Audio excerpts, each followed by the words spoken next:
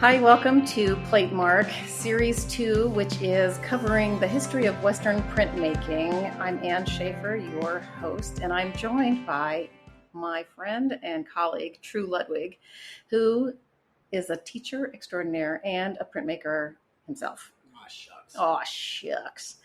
So this is episode 2. Last time we talked about the class that we taught together at the Maryland Institute College of Art. 15 times, 15 years. 15 years in conjunction with my position at the Baltimore Museum of Art, using the print collection there. And this time we're going to start talking about kind of the basics of the history of prints. We're not going to get too far into specific people, but talk about society and how it developed and why it's awesome and why we love it. And one thing to keep in mind is that this isn't the history of prints, it's a history of prints. And the way I taught it was to a group of young artists at the Maryland Institute College of Art. So it is definitely geared towards makers. I'm not going to try to keep track of every jot and tittle like those who might be at the Ivies or something like that. But I try to keep my art history very real, down to earth, probably far more colloquial than some. But it worked for our student artists, and they turned into pretty great students. So there. Well, yeah, when you're not choosing art history as your mode and you'd rather be in your studio creating, it's a little challenging to engage them. So you're walking a pretty fine line between straight up history and colloquial speech and bringing it down to a level that's, not high in the clouds. This is most certainly true. And it cracks me up because most art students are going, I'm not good with names. And that's okay, swell. And I'm not good with dates. Like, okay, swell. I would always tell them that it was a way of making art history needs to be useful to you, because most of them would, blanch if they said, well, at Maryland Institute, you're going to have to take 5 art history classes before you graduate. Art history. It's like, yes, it is the language and history of what you do. And of course, they were full converts by the time we concluded. Of course they were. All right, so before we get into it, we want to make clear, as usual, our positionality as artists, friends, people, and speakers to the public. I identify as a cis-het white woman, and I use the pronouns she, her. We are recording this in Baltimore, Maryland. In fact, we're sitting in the same room recording it, same mic, which is unusual. We're sitting in the Purple Crayon Press in Charles Village, Baltimore, and it is the land of the Piscataway Conway people. And I identify as a gay white trans man. I use he, him pronouns, and I'm happy as I can be sitting here looking right at Anne as we talk. Yeah, sometimes being in the same space helps. Yes, indeed. It does.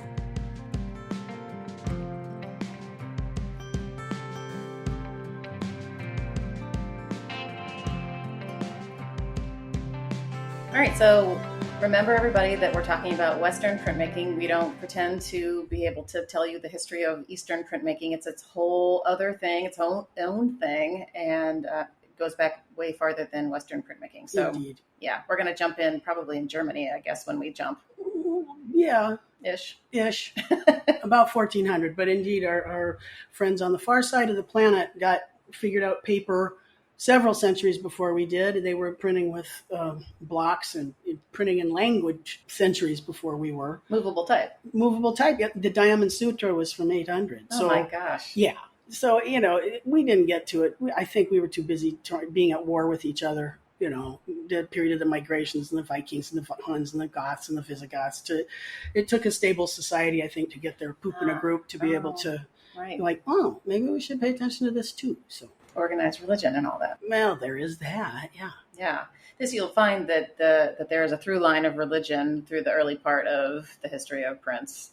And it is inescapable, and it shouldn't be something that needs to be escaped, because it was something that did keep the thin skin around civilization. It gave a structure that was tremendously useful, and it also was the church was also a phenomenally important patron. Yeah. And so you can start blaming the 18th century and the air quotes Enlightenment on the lowering necessity of the church as an organizing factor. Right. But and even the questioning of the need for a God. When we're starting out, it's really going to be an issue of the importance of the church and how the print could be used as a mode of expression to help teach, using images to teach people who couldn't read, giving people a pocket protector of a St. Christopher, let us say, a small print in their pocket to protect them from whatever disease might befall them on the roads, since they had no idea what caused it. It was a very functional art form, really. Well, and it doesn't it align with the sort of breaking down of the serfdom society where you had just the upper echelons who could practice religion or whatever, and that there was an evening of access to religion? Yeah, absolutely. One of the things for me as an Iowa kid is that, I'm just such an egalitarian kind of a person, and I always buck authority, and I always buck class structures. And that's one of the things that made me fall in love with printmaking, because it really was, and in some cases still is, the people's art. And it really can address people at every level of society, whether, and there is even when we start in 1450 or so, the idea that certain kinds of prints were collected or rather owned by different caliber or classes of people. The upper echelon would probably want engravings, and the lower classes would probably get woodcuts because And they uncolored ones. Yes, because they were far more accessible and affordable. So That's fascinating to me. That the engravings are sort of the engravings, but the woodcuts have this range from finely hand colored to sort of not so great hand colored to not colored at all. So that there were even more layers within. Absolutely, and even within the history of prints, we've got the invention of techniques and how that sometimes is driven by need, sometimes by peculiar discoveries. But it's a fascinating social history, is what it really is, and that's the beauty of the history of prints. It really does cut across political lines. It cuts across societal lines and class structures. And so each of the kinds of prints can serve different purposes. You could have something that would be a memento, or it could be a postcard from your trip, when you took the grand tour in the 18th century, or it could be in the 19th century when lithography was invented. My dear Honoré Daumier, came up with caricatures and biting social commentary. And then there's screen printing, which really took off in the 20th century, which just basically defies paint. It can be multicolors that could be an affordable way to have artwork, if you will. If you will. If you listen to Series 1, you will have heard me say something about really being drawn to art history as the social, cultural history of the world and people in it. And that it's kind of funny because printmaking is even more. It's all of it. Yeah. You get everything. Exactly. It's not just, Mr. Richie Rich could get a portrait painter. You could sit for a portrait painter and have this as a memento for his family. But, the idea that the print serves all of these different kinds of possible functions. And the other part of it is that a print is going to be in your space, and it reaches more than one person. And it tends to be something that's handheld.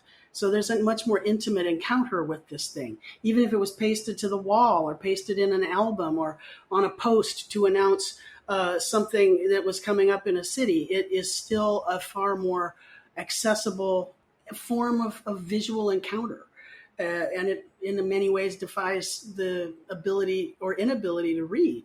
Visual communication, graphic communication. It is indeed graphic, because if you make a dull image, why is anybody going to look at it? With print, you can have all of that, and it is indeed in your space. The people's art, that's important to me. Prints could be used for social reform. That's where Martin Luther could be seen as one of the people that really started that with the Reformation, and translating the Bible into German, the people's language, because they didn't want to listen to it in Latin, or he had said, let's have it be the people, and having images for those, this New Testament. Prints are, as I said, affordable, and, they could be quite potentially within the economic means of a more average person. And of course, the prints is an educational tool, There's still Lutheran schools out there because it was Luther that said, hey, everybody should be able to read, and, go into your closets and pray. You should be able to have access to the Word of God through the Bible in print, but also in the images that accompany the Bible. It's a fascinating kind of a tool. And I appreciate that. The fact that it could be everywhere. It's not just a painting on a wall in one place that you go visit, like when you go to the Prado and you go see Las Marinas, or what was it, Garden of Earthly Delights? Yes, the Garden of Earthly Delights. Like totally rock. And mine too. I mean, it's an awesome painting, but there's something, I don't know if something happened. Anyway, it doesn't matter. Yes. It was underwhelming in person. Well, I don't know about that. I was whelmed. Okay, definitely whelmed. And then again, sculptures occupy our space too, and you can do a 360 around them. But the fact that prints can come out of their hiding spot if they're in a book, or that you can revisit it again and again, like listening to a recording of something that you love, that it's there for you. That to me is amazing. And if you think about like how was our history taught, well, Winkelmann, the father of Western art history, he never went to Greece. He never went to Rome. He studied prints of the stuff from there. When I'm teaching this class, I have a slide of these two portraits of Winkelmann. And he's got prints sitting right beside him because that's how he learned it. They're portable museums. They are the paper museum. Yes, and that is a delightful thing to me. So it's incredible, really, that society and things happening in society push print and print media, but it's also true that it goes the other way. Like they're completely entwined with each other. Absolutely. Sort of like a caduceus. They just kind of weave in and back and forth. And sometimes I think print can push things forward, and sometimes the need of a new way to communicate can push print forward. All of those things. And I may have said it in the first episode, but when you're looking at an image, I ask my students to sit with an image and look at it for a long period of time, and not passively, be an active looker, because if you're looking at a fireplace, those flames are dancing, they're changing all the time, and there's always the opportunity for new discoveries. So and with that, it's the people's art, and then we have to try and figure stuff out about people, and the virtually impossible task of how to imagine this image in its place and in its time. The idea of this icon, this image that is made by someone. Well, that someone is an artist. Well, what are the restrictions or the motivations for that artist? And there's a huge difference between an artist in the Middle Ages who was doing a prescribed image, such as an icon of the Virgin Mary holding the infant baby Jesus. This is a recipe that still holds even today. I have one upstairs, by the way, that is the same exact version as something was painted 1,000 years ago. But in each of the cases with the print, the change of an artist from an artisan to our conception of an artist, that it's art because I say it's art, or I can paint what I need to paint or create what I need, is also a way of thinking about what is the audience that work that this individual is making. Who are the patrons? Who's going to buy this, or who is going to refuse to buy it? What is the audience? Who are those people that the artist is trying to reach? And what is it that the artist is looking at? That where is that person getting their ideas, and how are they extending those, or obliterating them, or mocking them? Because some of the best prints from the Lutheran times are the cartoons about the Reformation or the Counter-Reformation. They're actually quite scurrilous and shocking, to the point where there's even some of nuns with you lift the little garment on the nun. Oh yeah, they're interactive, and there's naughtiness underneath. Oh, a flap of paper that you yes, lift. yes. Oh hell. Uh-huh. Or Luther is a wolf in sheep's clothing. Oh, you lift up his robes, and there's his little wolf legs sticking down. So this idea of what is the print in its own context, at least being somewhat sensitive to how that image was intended, and also realize that people are very clever. There have been centerfolds in books since the 15th century. Generally, they were maps as opposed to Playboy bunnies. Right. Isn't that magazine dead now? I don't. Oh, that's a good question. Well, see, anyway. So let us know, readers. So this was one of the lines from Linda Holtz's amazing book that we mentioned before. She said that printmaking is the only form of fine art that can be both an artistic and a commercial mode of expression.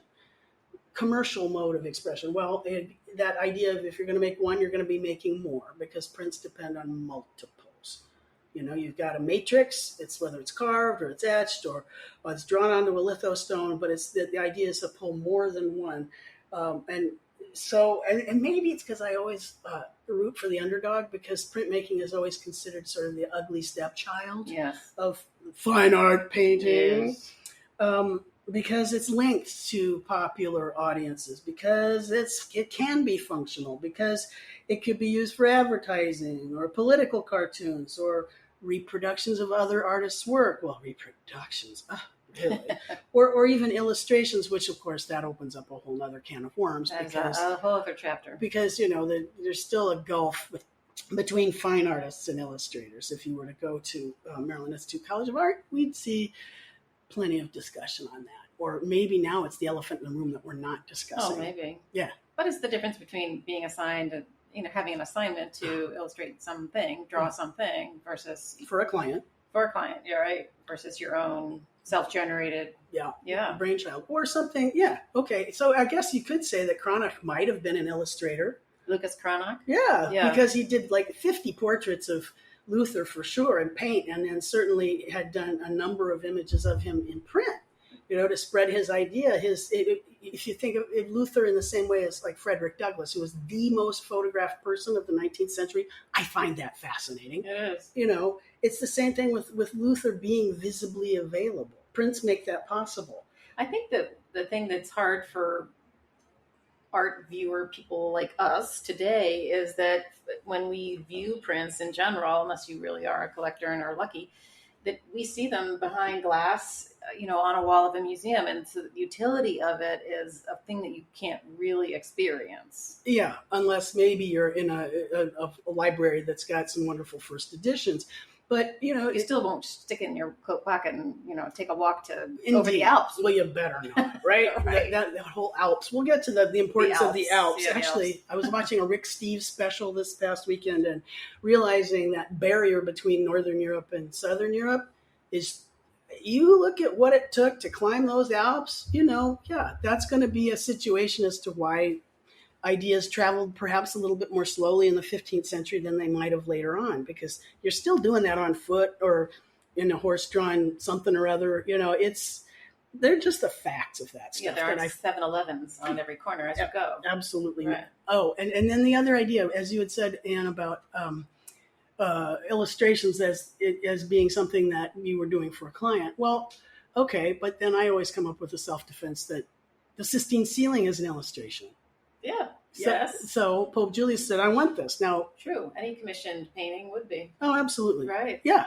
So we could get real snotty about it. Now there's, and some people do. Right. There's also those who would say, well, it's too associated with craft. Oh, dirty word. Now, listen, when I was starting out, people used to, there was a particular professor who's like, well, your work is just so illustrative. Right. And what?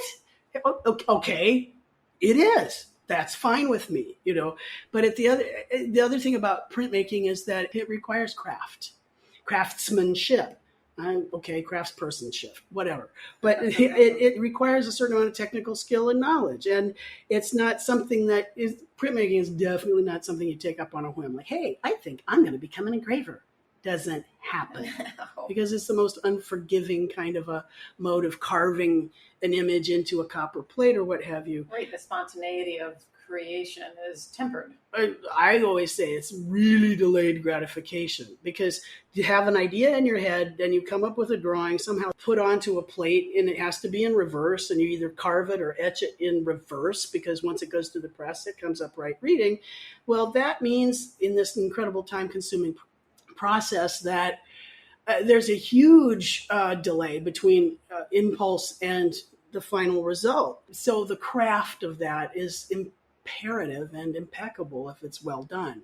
Do you think that's contributed to its being pushed, the craft piece?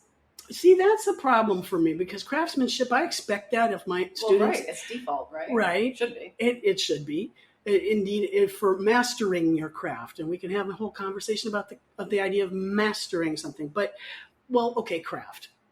What about it? Well, that's a craft. It's not an art. Well, okay. So I had a coworker at Maryland Institute whose job it was to teach, I don't know, students how to use Moodle or some other stupid computer thing with a yappy name.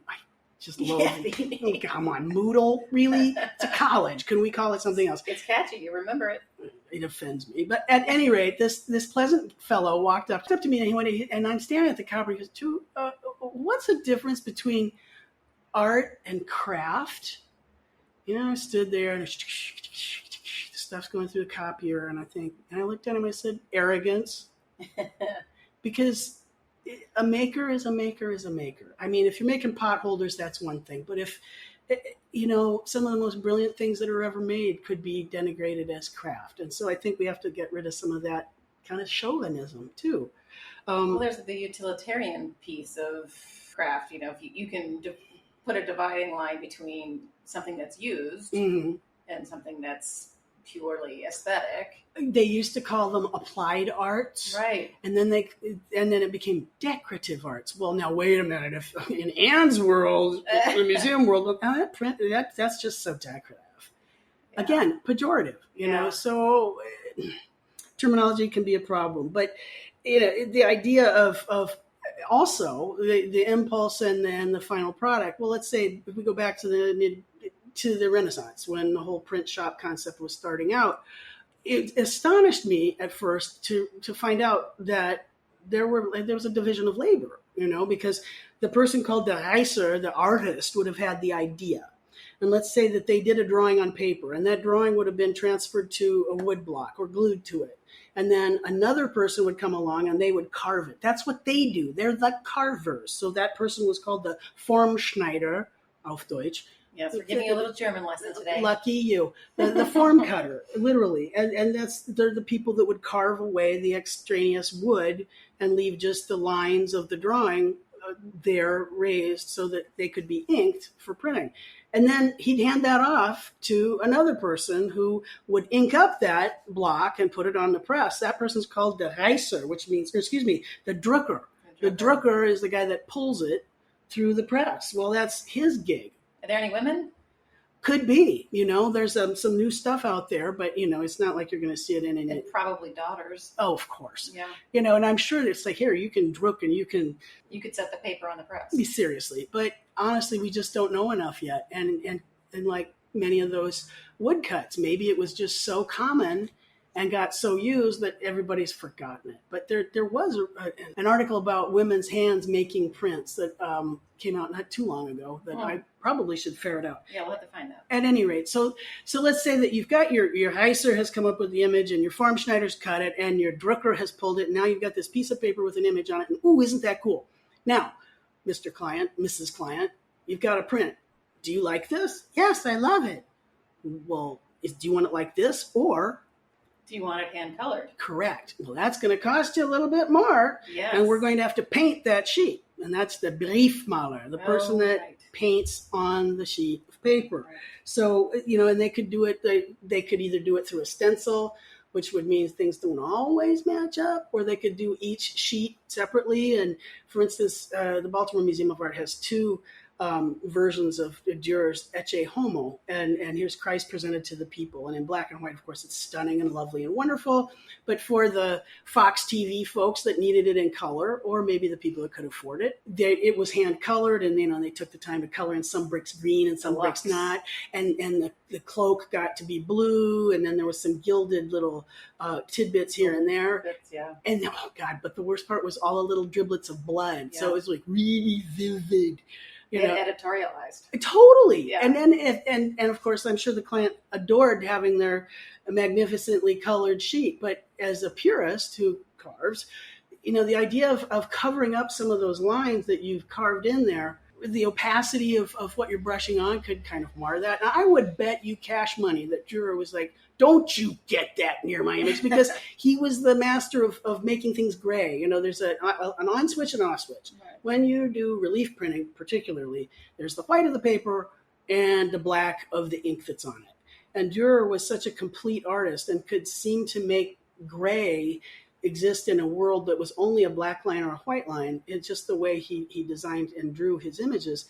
I can't imagine that he would have it would be like putting ketchup on a really, really good steak. It's just not done. But hey, you can't necessarily tell the audience what's proper. Well, that's true. I had completely forgotten until you said opacity that there was white paint Mm-hmm. on maybe the turban of one of the characters, and you could hardly see the lines underneath, and it totally changed the composition. But it, of course, raised the price because it's in Right. color and it took more time. Right. So even that idea of the division of labor was something that was a standard part of the workshops of, let's say, woodcutters or even the printers of engravings and then subsequently etchings, the other forms of printmaking that as they came along and furthering in the centuries. And it wasn't a person like myself who does it from idea to finished print. I just always thought it was that way. But, telling students that Rodin didn't literally cut all of his marble statues kind of pissed them off too. Oh,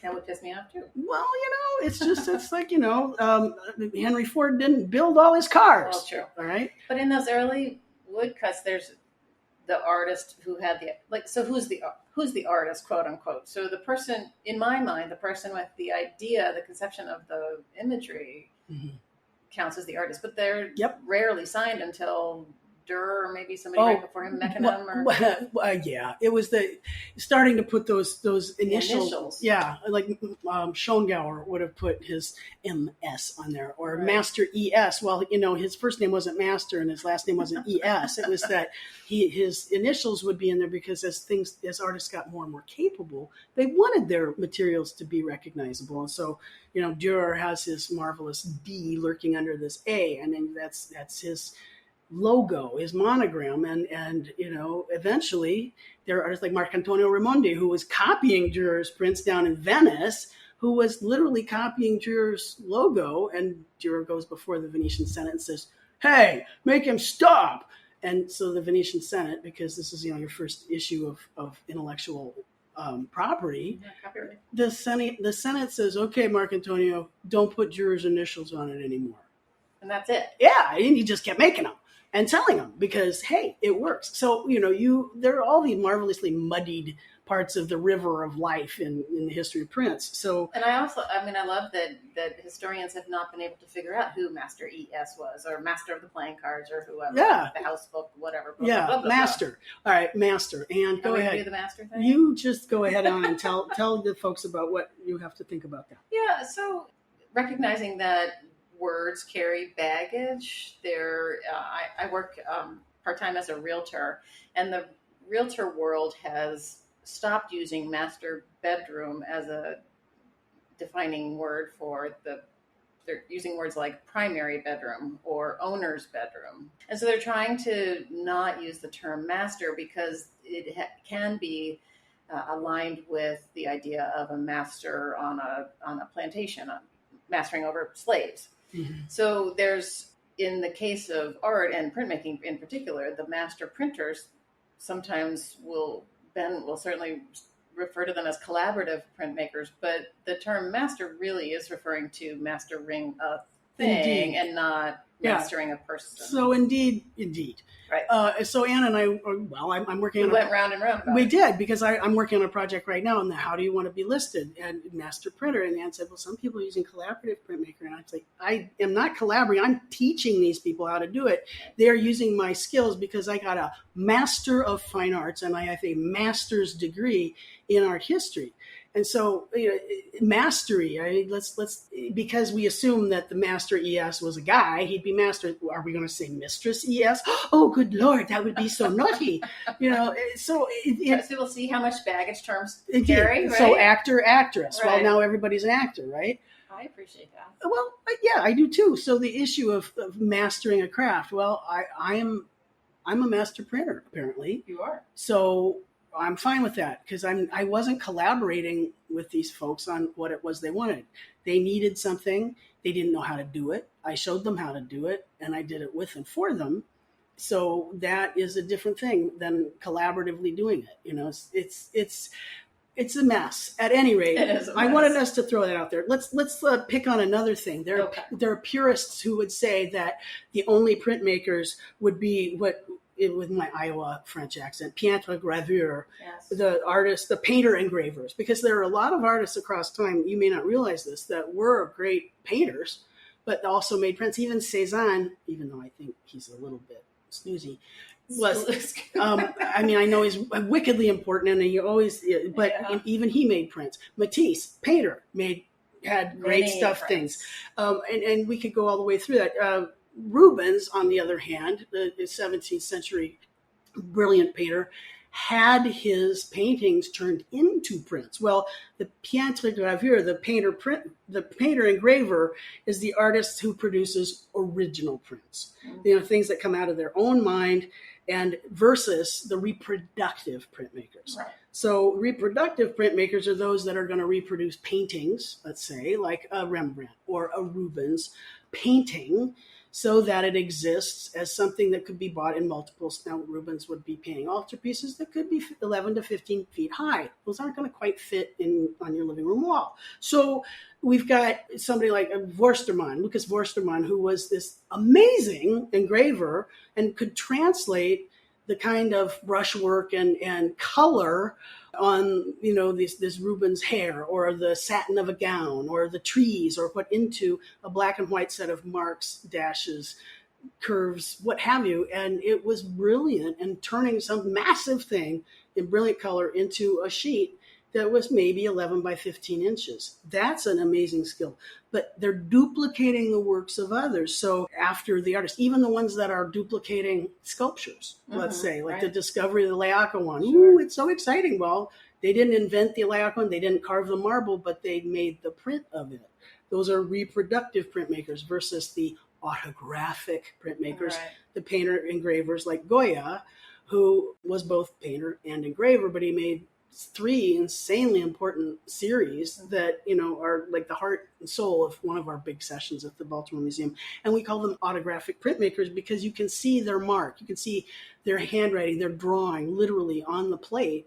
It's as spontaneous as a sketch on paper. Right. And so, Where the reproductive printmakers, they perfected a system of reproducing various textures like flesh or satin with a pattern, a specific pattern that would be replicated by other printmakers that were also trying to do the same kind of thing. Mm-hmm. So there's this whole vocabulary of mark making that's very regimented within these reproductive prints, which is fascinating. Like the whole concept of the dot and lozenge. There was this idea of creating a set of diamonds that would create a light and shadow. And if you put a dot in the middle of each of those diamonds, it creates a different kind of a light and shadow that you can see, from 5 feet. Ooh, that's really convincing. Then you get up right on top. Oh, it's a reproductive engraving. Well, and if you alter the sort of width of the diamonds, you can affect the volumetricness. Correct. Like the cross contour, like a topographical map quality of a thigh or a breast. That's one of my favorite things to do, is to zero in very, very closely in the reproductive prints, because it's astonishing, the line work. Sometimes they're just the most beautiful, like 2 by 2 inch abstractions.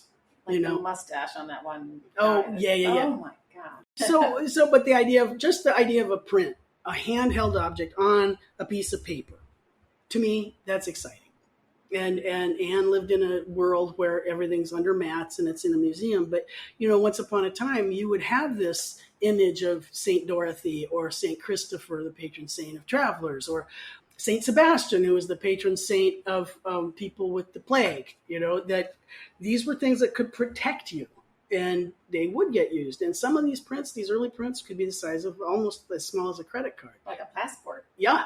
And literally that saint was in your pocket to protect you. Kind of like in your passport now, you might have that list of shots, COVID shots, get your vaccinations today.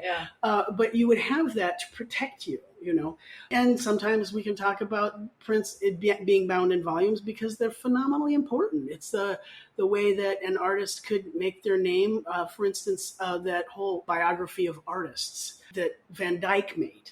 Anthony Van Dyck, that's the one you're thinking about, that gorgeous Anthony Van Dyck portrait. He's looking at us with his wonderful wild hair, and he's got this magnificent mustache, almost kind of a handlebar, and he's got this little squibbit of a beard, which, by the way, is called a Van Dyck beard. Now known as a Van Dyck. And it's all hand etched, and that's from his hand. It's autographic, right? But then Van Dyck, whose ego must have been as big as that press over there, handed it off to an engraver and said, now put me on a pedestal. And he did. Oh, God. Right? So it's this gorgeously engraved pedestal, and it's got all the florid writing, and it's engraved, and it says Van Dyck is this and that and the other thing. And that's the frontispiece for an entire volume of all of his images of artists across time. And that was at a time where the artist's role in society is actually starting to elevate, as opposed to being just some anonymous craftsperson. It's really being able to stand up and say, this is what I am, this is what I do, and these are the people that we should be respecting. Well, and they're named in these portraits, which, I mean, that's the switch, right? Yeah, absolutely. Once they have their own name. Mm-hmm. And interestingly, on those prints, it does say, by this person, published by this person, after a picture by this person. Mm-hmm. So everybody is now identified. In the address. That's what it's called, is the address. Right. So you'll have the delineate. Okay, so Anthony Van Dyck delineate. He's the guy that drew it. And then so-and-so sculpts it. He's the guy that sculpted it, literally carved it into the plate. And then it was published here. And it becomes the pedigree of this image. So by 1640, you've got all of this going on, and 240 years before, you were a nobody that was just sort of carving something in a piece of wood. Right. You weren't anybody. Forgotten to time. Yeah, and so being able to raise your own status in society, I think that's an amazing thing that Prince could do too. Because if you think about it, Dürer was doing it. Mm-hmm. Dürer died in 1527. Throughout after he'd kind of hit it big, let's say by 1498 to the end of his life, he would have these images with his moniker. And think about it, if he's traveling up to the Netherlands from his home base in Nuremberg, Germany, and he trades prints with a guy named Lucas van Leyden, and his prints stay up there, that's his website. They're out there, For instance, the Antonio Palaiuolo Battle of the Ten Nudes. It's a remarkable engraving. Only one Palaiuolo ever made. The first time hilarious. That I screwed it up. Thank you very much. Palaiuolo. Palaiuolo has all the vowels. We always made the students repeat his name. Palaiuolo. Because when you look at it as a spelled out word on paper, it was very confusing. Palaiuolo. But Palaiuolo had done this. Battle of Ten Nudes is 10 nude men hacking and slashing each other with hatchets and swords, and they're all arrayed across. The background is like a sorghum field with, curiously, a placket that says, Antonius Palaiuolo made this because he's showing off. But the idea was also that it was a perfect teaching aid.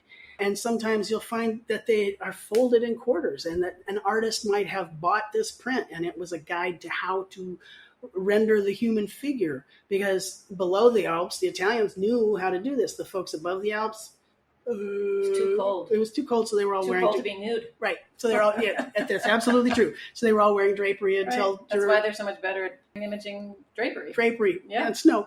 But the idea of that they are, again, portable museums or guidebooks, that one print can teach many different kinds of skills. So in one respect, printmaking could also teach you things about architecture, painting, sculpture, all of those things. Botanical, medical. Herbals, all of them. Oh my God. Vesalius is on the fabric of the human body, 1543. First time he does all of these dissections. It's published in Basel, Switzerland, by the way, because dissection was still forbidden by the church. Oh. So here's this, and of course, Andreas Vesalius had Latinized his name so that it sounds very doctorly. But the very first real serious anatomical volume was published in 1543. Same time, it's Copernicus saying this idea of advancing science through print. That's one time seeing prints in books, man, that'll be a life changer. Yeah, maps. Oh my God, maps, absolutely. Topographical towns. It's just amazing to think about how, well, let's say in the Nuremberg Chronicle, which was the very first real history of the world that was published. Let's say, what's the most important book that we should publish first? Let's do the Bible. Thank you, Mr. Gutenberg. So that's like 1455. The next big tome of world history is Liber Chronicarum.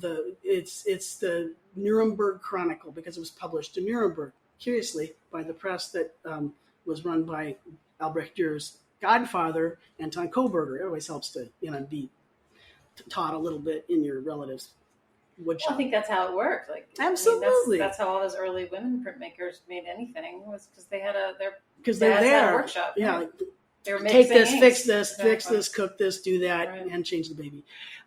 But in this And work where's lunch? right now, and my beer, thank you very much, Right. because it's safer than water. You Right. know, that sounds That's pretty kinda good to crazy. me. Right? I think it starts with God the Father blessing, and it literally, the history of the world starts with the creation. In the beginning, he creates it, and he separates light from dark, and he creates Adam, and then he creates Eve, and it goes on. And then there are all these chapters on the kings and queens of the biblical era, and then they all become kings and queens of the medieval era until the present day, 1493. The last 7 pages are left blank because you could fill in your own family history there, because of course the world was going to end in 1500, just like Y2K. Right. However, the thing that's interesting is that there are all of these different views of cities, right? Well, there are cities that people had visited, like Venice, and then there are other cities like Damascus that they hadn't been to yet. So they'd have a picture of a city, which looked incredibly Generic. 15th century. Yeah. And they would use the same picture of a city for one of those cities that you hadn't visited before. Right. The same block throughout. Yeah, because, hey, it's a city. So, Right. But in many ways, these maps of places you've been, they could teach you tons, you know. So, and you could get that volume hand colored too. Absolutely. The copy at the National Gallery in Washington is hand colored. And there was a copy at the Peabody Library where you could sit and turn the pages yourself, and it wasn't hand colored. And the other cool thing was that on the title page of it, there are these little escutcheons in the lower part where you could put your family's initials and the date you bought it. And of course, these books were published bespoke. You would buy a stack of pages. And you take your stack of pages and you take it and say, I want it bound in pigskin between these boards, and it could be done that way, or you say, no, I just want it done. It's a little cheaper. Leather, right? Yeah, paper boards, whatever. Right. Yeah. Or they fit. But it's thick. It's about 3 inches thick. Yeah, it's a big book. Yeah, and generous in size. It's not like it has travel. to be. And in a way, it's also cool because it's published in Fraktur, which looks like it's the Germanic way of printing a book. And Gutenberg had made that decision because to print the Bible, they used the Fraktur, which looks like hand lettering. He used the hand lettering because they wanted this book to look as much like a handwritten Bible, even though it had been printed with movable type, so that it still seemed real, valued, like even an illuminated a manuscript. And some of those, even in the first Bible, they would have the initial letter would be, right? The initial would be there. The capital letter that begins an entire verse would be larger. It'd be illuminated. And there's several reasons for that, because it was a way in, an entrance point onto the page. It was also a way to shed more light onto the text, because usually in a capital letter, there would be, some characters that are doing whatever is being done in that following verse. I mean, there's so. It would elevate the value. Absolutely. So the books are an incredibly important way. Well, the incunabula, right? Yes. Books before 1501. Because incunabula is a Latin word for cradle. It was in the cradle of printing, and printing was it's the best, and they really were the best. They were printed on the best rag paper with the best handmade ink, and it was the best design. I mean, they really are spectacular. Why is it there a postcard of 1500? Because. Okay. But. And we'll Google it and get back to you. Yeah, seriously. But, in 1502, everything fell to shit. No, that's not the point. But by the 19th century, books were so widespread, they were using paper that had been made from wood pulp. And that's why if you were lucky enough to pick up a 19th century book, it's going to fall apart in your hands. Yes. Because the acid of the wood pulp is really... They're terrifying. Even though there will be brilliant illustrations in there by Doré or whomever. Yeah. But that also tells you, again, about... consumption by a larger number of people to bring the cost down. So it's all of those things are aspects of the history of prints that everything is intertwined. Mighty tasty. So you get politics, and you get religion, and you get social satire, and you get caricature, and you get propaganda, and you get all of that in a way that art history itself doesn't give it to you. If it's architecture, painting, and sculpture. Prints are like boots on the ground kinds of art history, and I really appreciate that a great deal. I think it's a window, a much more accurate window into what might have been happening.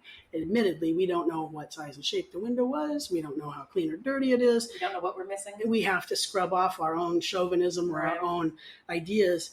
And the other thing that you could get that was wonderful with prints is that many times they were in series, like A Life of the Virgin or The Passion of Christ or Calendar. Oh, indeed. Or playing cards. Playing cards. Or, even tracing the idea of the alphabet because, there was no, what was it? There's no U. It was just a V. Oh, right. And there was no J. There was an I. Right. And then you got W. In German, it's a double V. Mm-hmm. It's not a double U. Right. It's double V. Yeah, see? W. Yeah, go figure. All this weird little nifty interconnected nonsense that makes Anne and me very happy. So, but I like minutia. I do. Details. Yeah. So this idea of a work of art that is produced in multiple impressions many times over, and they're pulled from an ink surface and they're there that can be, distributed far and wide, or it could be made very expensively, but it really is something that you can have in your hands and look at it and enjoy it and pull it out and savor it and learn lessons from time to time. It could be a biblical passage. It could be a lesson in mercy, like Rembrandt's 100 Guilder print, which could be lessons like Aesop's fables. Indeed, Erasmus, and you don't even need to have all of the book learning or have to read Latin. That you could pick apart, take the time to pick apart the lesson because it's all in there. I think we're so conditioned to just consume images and not really realize how many magnificent little tidbits are in there. For instance, Hogarth, William Hogarth in the 18th century. Okay, actually, in retrospect, Hogarth is an artist that I kind of respect a lot because he was a good painter. He would come up with these series like Marriage a la Mode, like you should marry for money, not for... you should marry for love, not for money. But he was also a brilliant engraver. So he came up with, let's say, Harlot's Progress, which is a cycle of 6 prints that show little Moll coming to London from the countryside, and she's met by a procuress, and who's going to, it's like being met at the Port Authority or getting off the bus and being turned into a life of sex trafficking. And so in these 6 scenes, you see the downfall of Moll and how she's now, making her money sleeping with rich men who are climbing out windows, and she eventually dies of venereal disease, and her child, who was born with a crippled leg, it really shows all of these terrible things. And it was a lesson, and it was a small opera, and Hogarth followed that series up with The Rake's Progress, which showed what happened to this young man who misbehaved and drank and poured and drinking, and then he ends up in an insane asylum in Bedlam. Oh, right. Yeah. And then once he'd come up with these images and he had engraved his own images and they're selling, well, he gets pissed because somebody starts copying them. And he's like, I'm not doing this again until y'all pass some kind of a copyright law. And it was William Hogarth, the artist printmaker, who did push forward on the copyright law that became law in England. Yeah. And that's why he finally published his Marriage a la Mode, because then it couldn't be copied because it was cum privilege. It was copyrighted. It was printmaking that made that necessary. I think that's fascinating. That is cool. And so all of those stories, it's the 18th century, how to tell the story. Series are wonderful things. It just expands your possibilities. For everything, yeah. Or Audubon's Birds of North America. That's actually a cycle. It's not just, ooh, cool, it's a turkey. It's actually part of 400 some images. So we got all of that. Yeah, printmaking, it rocks. Totally. And it wasn't until Whistler's like, we got to make sure that people really understand. We're going to limit these editions, and we're going to come up with a system of editioning things. And we're going to say that there's 50 in this edition. And when I finish having 50 images printed of this, I'm going to cancel the plate. And it's really hard to see this sometimes, but there's a wonderful example of, I would show in class where he's like scored right through, scored right through the plate. And that means that no more images can be printed from it. Yeah, that's a question that I get from people who are just learning about prints and printmaking, the limited edition, and when do we know how many Hogarth made or Rembrandt made? And the truth is we don't. Yeah. But at a certain point, with Thank You Whistler.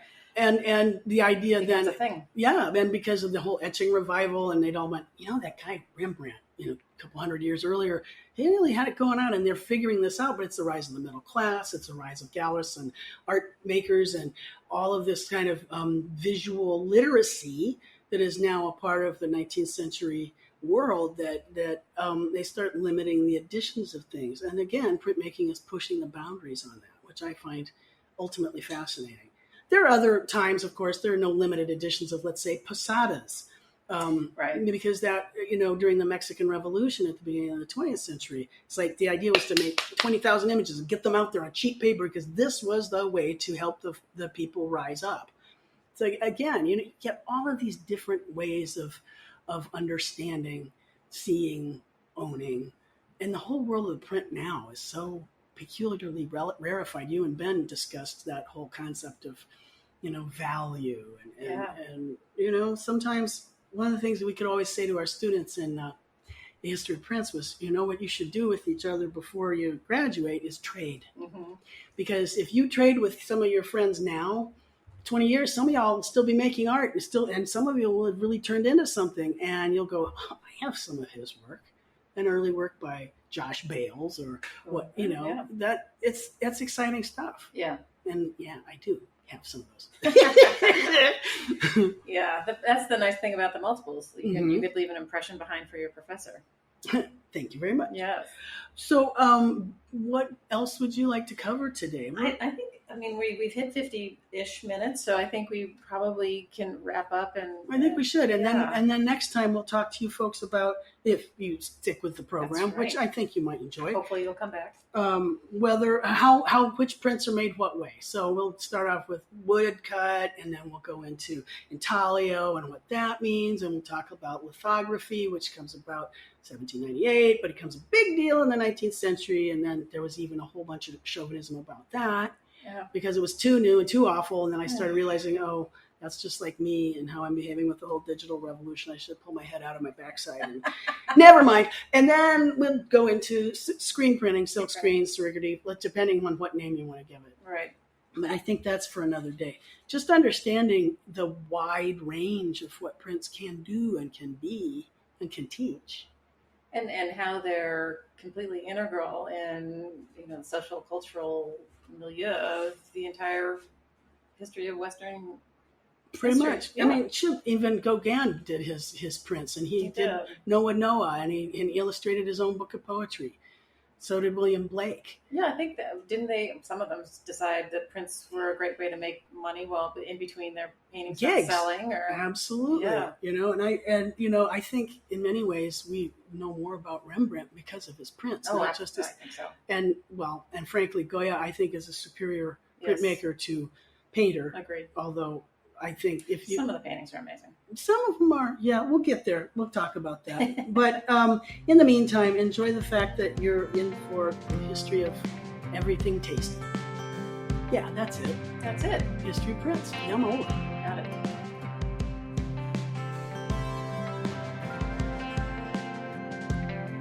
Thanks for listening to Platemark, Series 2, The History of Western Printmaking. I'm Ann Shafer, your host and editor for this series.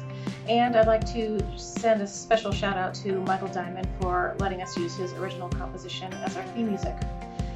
You might do us a solid and spread the word by leaving a review or telling your friends about us. And we'll see you next time.